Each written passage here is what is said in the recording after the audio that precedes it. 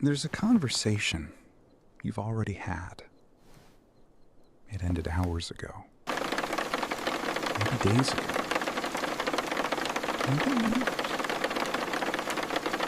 And somehow, you're still in it. You're lying in the dark, and your mind quietly presses play again. The same words, the same look on their face, the same thing you wish you'd said instead. And here's the strangest part. No one else in that conversation is still having it. They moved on. They forgot it by lunch. You're the only one still standing in a room everyone else already walked out of.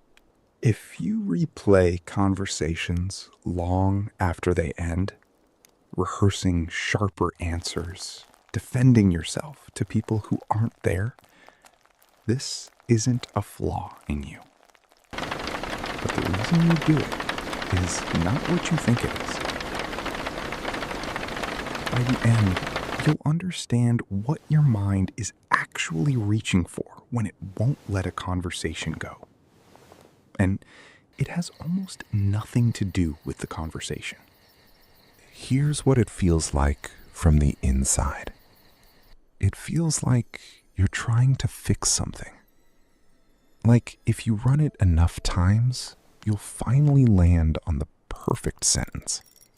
The one that would have made them understand you. It feels like being careful, like being thorough.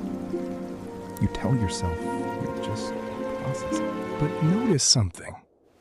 You never actually finish.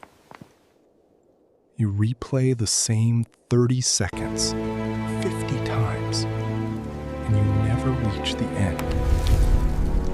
A real problem? You solve once. This isn't a problem you're solving. This is something else entirely. So, what is your mind really doing? It isn't hunting for the right words. It's hunting for a version of you that wouldn't have been hurt. Think about which conversations you replay. Not the warm ones, not the easy ones. You replay the moments where you felt small, dismissed, caught off guard. The moments where, for 1 second, you saw yourself through someone else's eyes and didn't like what you saw. Your mind goes back again and again, not to change what they said, but to rewrite who you were when they said it. Calmer, quicker, harder to wound. You're not replaying the conversation. You're auditioning for a self that couldn't be touched. You see it most clearly after conflict. Someone says something cutting, and in the moment, you freeze. You say nothing, or you say far too little. And then, for the next 3 days, you deliver the perfect comeback you couldn't reach. In the shower, on the walk home, staring at the ceiling at 3 a.m. You win the argument over and over in a courtroom where the other person never shows up.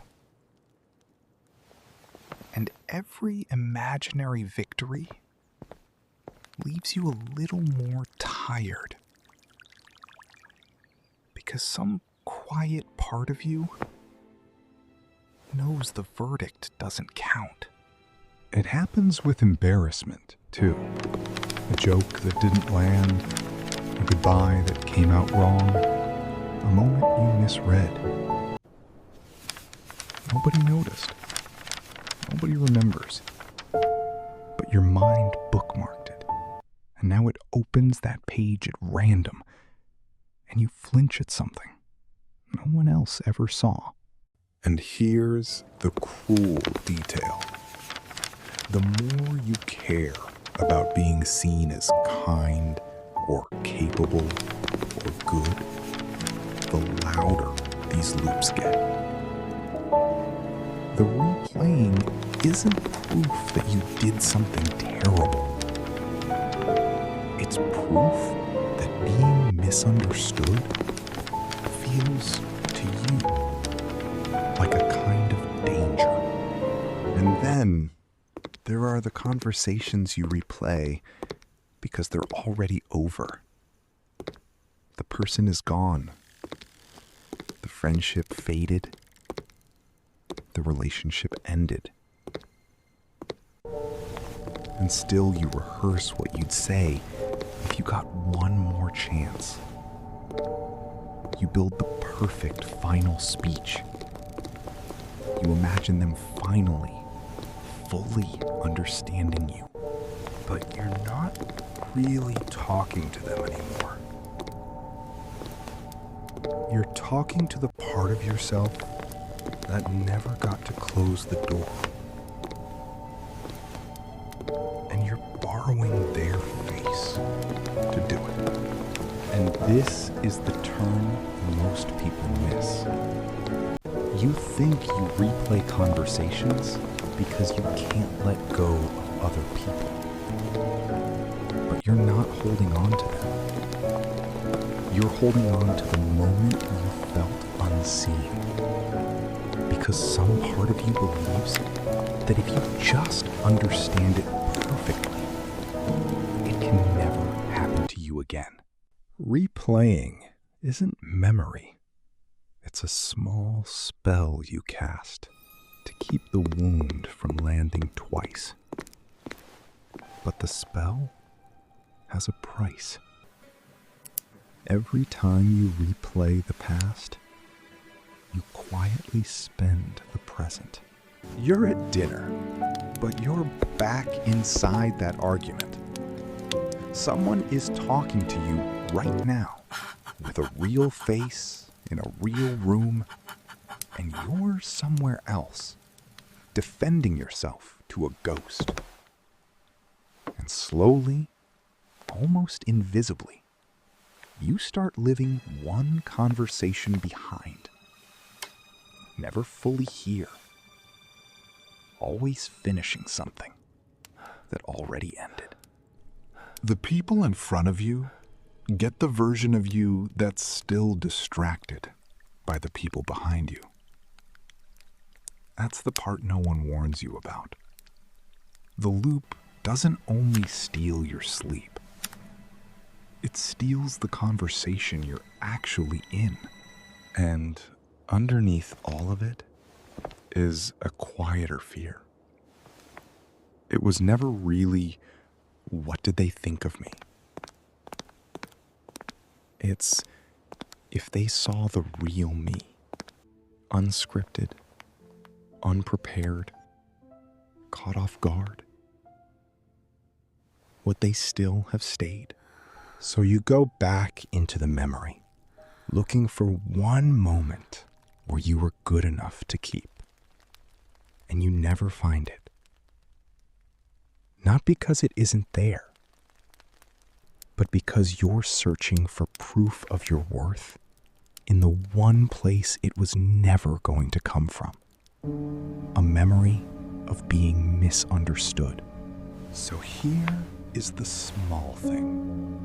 Not a cure, just a door. The next time you catch your mind pressing play, don't fight it. Fighting it only turns the volume up. Instead, ask one quiet question. Not, what should I have said? Ask, what was I afraid they saw?